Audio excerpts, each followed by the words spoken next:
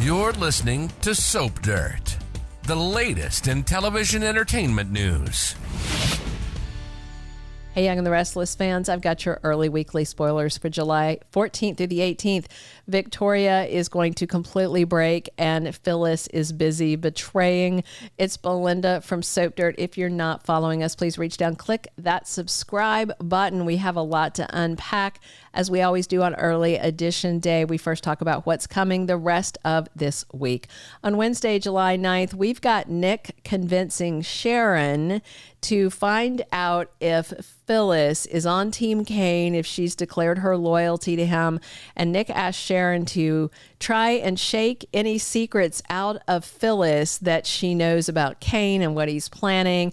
And Nick and Sharon have a little bit of romance too. We've been promised they would get closer in France. Sharon's actually hoping for something a little more romantic than plotting about Phyllis, but Sharon's going to do what Nick asked.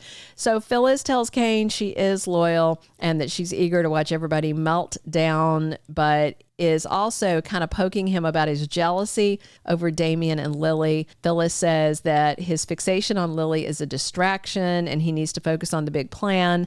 Kane insists that Lily will not distract him and says, of course, he didn't expect to win Lily back so fast anyway.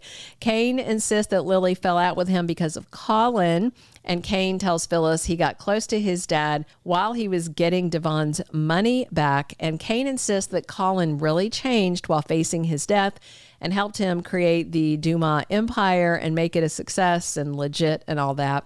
Kane also insists that Phyllis has not proved her loyalty to him, and then she tells Kane that the Newmans know he can contact the outside world and is buying up real estate in Genoa City and the old Chancellor divisions. Kane is absolutely stunned, she knows. He says it's impossible that the Newmans were able to reach out to anybody on the outside. Now, Phyllis does hold back a nugget. She doesn't tell him that Adam made it up the mountain. Kane orders her to find out how the Newmans found out what he was up to, while also still trying to deny he's doing it and denying that he's got secret Wi-Fi. Sharon corners Phyllis with questions about Kane and where her loyalties lie, and Phyllis admits that she's still deciding because everybody in Genoa City treats her like crap. That's Phyllis's take on it, and Kane doesn't. She doesn't have a messy history with him, so there is a clean slate for her that she doesn't have with anybody else. But Phyllis also tells Sharon that she is not out here blabbing all the Newmans' secrets to Kane, and she did indeed hold back on the Adam thing. I think at this point she's kind of fence sitting and still deciding what she's going to do. Nick and Kane have a chat about his plans, and Kane reassures Nick that the Newmans will be just fine, and he holds out his hand for a handshake. Now, Nick doesn't trust Kane, but he goes ahead and shakes his hand anyway, and of course he's lying to Nick, and Nick is deceiving Kane. They don't trust each other. Billy and Jack argue about Kane and about Chancellor. Jack realizes that Billy still wants Chancellor and that he does plan to try and ally with Kane to get his hands on it. Jack thinks that means that Billy is already losing interest in Abbottcom.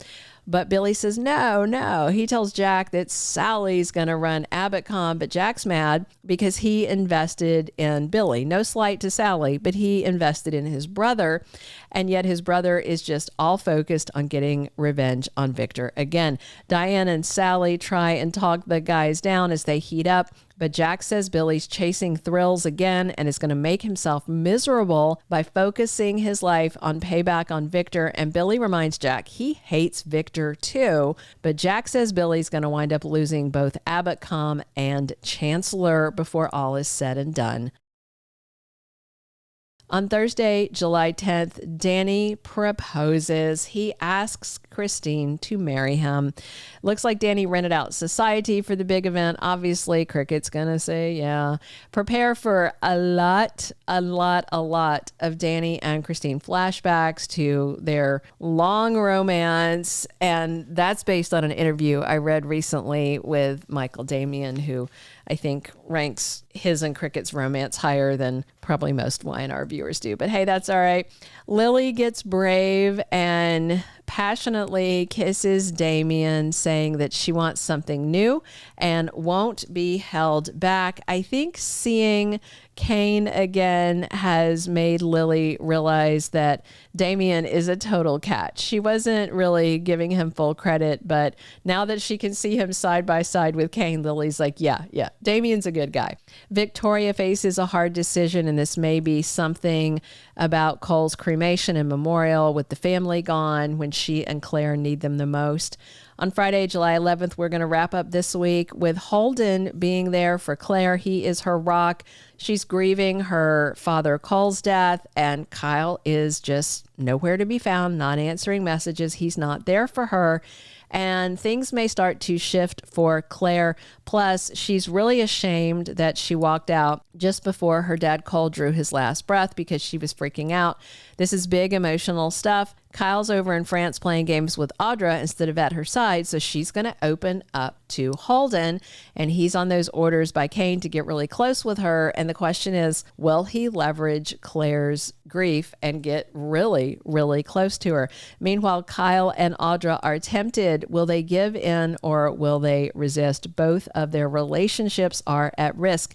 And unless it's some sort of weird dream sequence, Kane gets into Lily's bedroom on the rail car this week for an intimate talk that she's not too happy about. And this could be what prompts her to get a lot closer to Damian. Adam and Chelsea are busy plotting against Kane and Holden to protect the Newman family.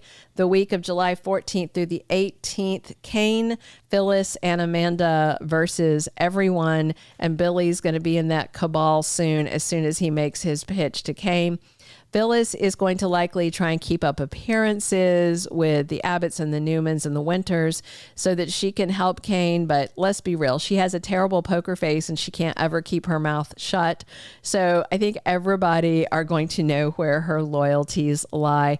Hopefully everybody is back to Genoa City before mid-month.